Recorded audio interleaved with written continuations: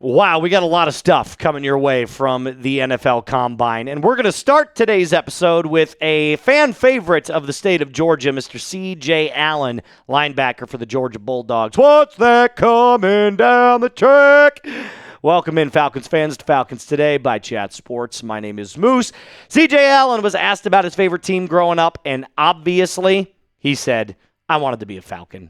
That's it's just chills when you hear somebody from your state say that they want to play for their hometown team. Now, I didn't grow up in Georgia, so I can't have that exact same relation to playing for the Georgia Bulldogs and growing up in the state and wanting to play for the Falcons. But here's what I can say.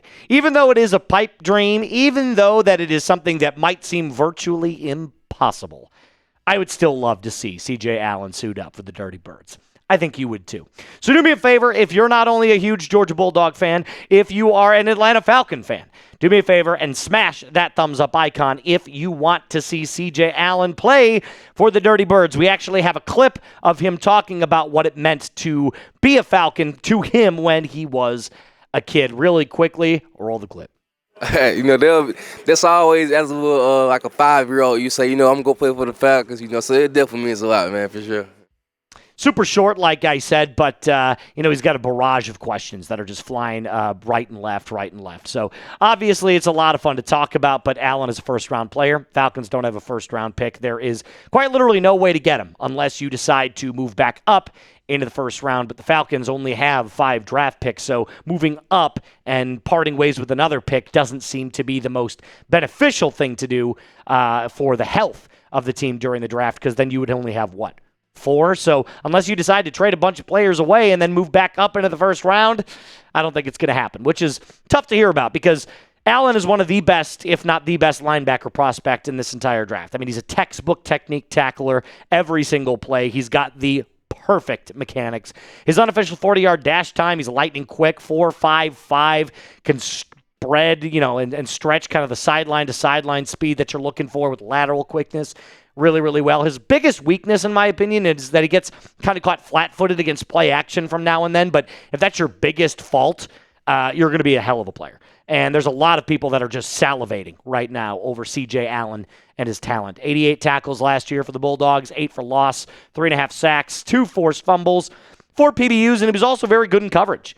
Only allowed an opposing passer rating of 87.8, which is really, really good. And like I said, with those 4 pass breakups, you're looking at a multifaceted linebacker that could eventually be a very, very good chess piece, a movable chess piece to whatever defense that he becomes a part of. And I saw comments on Twitter this morning as I was combing through the C.J. Allen stuff that said the Philadelphia Bulldogs, meaning the Eagles, are going to draft him because they just seem to grab every Bulldog player that they can get. But the reason I bring this up, and all of these rumors are going to bleed into each other today, which I found to be very cool, very almost poetic-like. C.J. Allen would have been the perfect Kaden Elliss replacement in the event that the Falcons decided to move off of Kaden Elliss, and everything is telling us that he's most likely hitting the free agency market, which is really, really tough again to hear because I love Kaden Elliss. This could have been the perfect replacement to go alongside Divine Diablo. And if you're wondering, well, Moose, what are you hearing about Kaden Elliss being, open to testing the free agency market? If you go to Twitter, if you go to the internet, if you type in Kaden Elliss on Google and you just do a little bit of homework yourself, you will find that everybody has the unanimous exact same opinion that it is clear the Falcons have an offer for him. Right? New Falcons GM Ian Cunningham, Matt Ryan, football president of operations. They're going to sit down and have an exact number that they're willing to offer Kaden Elliss. And if he thinks that's too low, that they're lowballing him, he's going to test free agency. Again, with a new regime, there are no emotional contracts. And I think Atlanta Sports Zone knocked this out of the park. Shout out to them. I was like, that's exactly right. That's exactly right. You have no ties to what the previous regime does, correct? Even though you might have grown up a Falcons fan or in Matt Ryan's case played for the Falcons, this is a new era to bring in your own players, set up your own team. But speaking of linebackers, there's a new name that's actually entered the mix. It's crazy to say, but as much as the Philadelphia Bulldogs were the Philadelphia Eagles, we could be seeing the Atlanta Bears take shape because Tremaine Edmunds is now being floated as a Kaden Elliss replacement. And there's a reason for that. And, of course, we'll touch on that big-time reason coming up here in just a little bit. But I always got to give a major shout-out to the people that sponsor our videos, that make these videos possible every single day. And today, that is our friends over at Harry's. Harry's guy is back again to tell you about the best personal grooming habits and products on the market, and that's with our friends at Harry's. Let's be honest, if your old razor cost way too much, if it irritated your neck, hell, if it costs $30 for replacements, that is a total scam. You got to get Harry's. Their Harry's Plus razor is the heaviest razor handle ever, made from metal. Never plastic. Designed to fit comfortably in your hand with that heavier handle, meaning more control and a luxe feel. They don't just make razors, though. They've got a full line of grooming essentials, from shave gel to deodorants to body wash, all thoughtfully made and priced up to stock. And now you can get all of your personal grooming habits from Harry's delivered to your door. So set your preferred schedule. Never run out of blades again. For a limited time, our listeners can get the Harry's Plus trial set for only $10 at harrys.com/chat. This set includes the all-new Harry's Plus razor, one refined 5-blade cartridge, a 2-ounce foaming shave gel, and a travel cover to protect your blades on the go. Just head to harrys.com/chat to claim this offer, and after you purchase, they're going to say, hey, where'd you hear about us? Please support our show, and tell the Moose from Falcons Today sent you. So Ian Rappaport was the first one to talk about this yesterday. And again, this all bleeds in together because the Tremaine Edmunds, I feel like this is definitely apropos considering all the linebackers met yesterday, and everybody on the defensive side of the ball is going to be doing their workouts pretty soon here at the Combine at the time of this recording. But don't let this fool you here. I'm not advocating for the Falcons to trade for Tremaine Edmunds, but this is a very common practice in the NFL. What is a easy translation, in my opinion? You can seek a trade, right? They're giving him permission to seek a trade, but if you don't get any interest, we're going to cut you. So the only thing you would have to give up for a guy like Tremaine Edmunds is a 7th-round pick. That's it. So, and I don't even think the Falcons want to do that, if I'm being completely honest. They'll just wait until the Bears release him. And obviously with the Cunningham, Poles, and Bears connection, this is clearly something that you'll find Ian Cunningham wants to poach from his former team. It's easy. It's comfortable. There's knowledge there. There's understanding of who the player is there. And Tremaine Edmunds, while I don't think he's nearly as good as Kaden Elliss, he is still a very good replacement for him. Maybe an 80 to 85% replacement for him. He's a little bit better in coverage, believe it or not. 9 PBUs. He had 4 INTs last year. But Kaden Elliss is a much better pressure player. All right, someone that can do a little bit of blitzing, plays better against the run. But if you look at the numbers, he did allow 3 touchdowns in coverage according to the numbers. But again, if you're only allowing an opposing passer rating of 87.2, Tremaine Edmunds does a really good job of keeping the game in front of him. He's not going to allow too many busted coverages. He will allow the check down to happen, but he's good at wrapping up. He's a veteran presence. He's been in the league, drafted by the Buffalo Bills since 2018. So you're getting a savvy veteran with great over the middle of the field awareness, and this would be, like I said, 80 to 85% of what Kaden Elliss could give you. I think it's also worth mentioning that he is currently the 3rd highest paid linebacker on the market. So if he is released, you can sign him to whatever deal you want, and I would be very hard-pressed to believe that he would get the same kind of money that the Bears gave him, right? Like, he's no longer the exact same player. He's been in Chicago now for 3 years. This was his 3rd year with the Bears.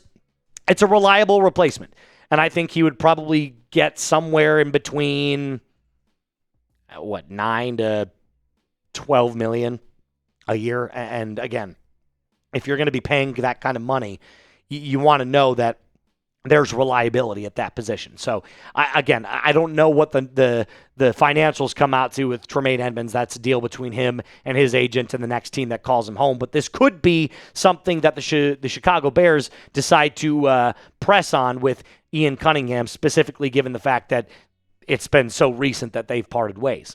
If Kaden Elliss leaves, would you sign Tremaine Edmunds? Type S for sign, type P for pass.